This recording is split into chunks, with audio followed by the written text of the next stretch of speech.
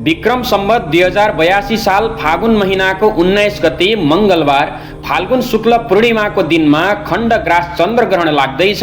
यो ग्रहण साँझको 6:03 बाट आरम्भ भएर साँझको 7:02 सम्म रहनेछ। ग्रहणको पूर्ण अवधि भनेको 59 मिनटसम्म मात्रै रहनेछ र ग्रहणको सूतक भने त्यस दिन बिहानको 9:03 बाट नै आरम्भ हुनेछ।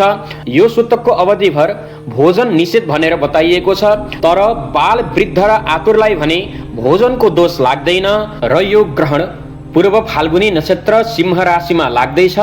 त्यसकारण सिंह राशि भएका व्यक्तिलाई ग्रहणको दर्शन गरिएको खण्डमा अति कष्ट हुन्छ भनेर बताइएको छ।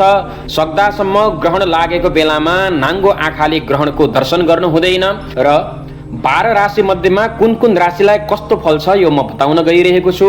मेष राशिलाई चिन्ता, वृष राशिलाई व्यथा, मिथुन राशिलाई श्री प्राप्ति, कर्कट राशिलाई क्षति, सिंह राशिलाई घात, कन्या राशिलाई व्यय, तुला राशिलाई लाभ, वृश्चिक राशिलाई सुखम, धनु राशिलाई माननाश, मकर राशिलाई कष्टम, कुम्भ राशिलाई स्त्री पीडा र मीन राशिलाई सौख्यम भनेर बताइएको छ। यी 4 राशिहरू मिथुन राशि, त्यसैगरी तुला राशि, त्यसैगरी वृश्चिक राशि, त्यसैगरी मीन राशि, यी 4 राशिहरूलाई चाहिँ ग्रहणको फल उत्तम भनेर बताइएको छ। अन्य बाँकी बचेका राशिहरूलाई चाहिँ ग्रहणको फल राम्रो मानिएको छैन। सकेसम्म ग्रहण लागेको बेलामा नाङ्गो आँखाले ग्रहणको दर्शन नगर्नुहोला।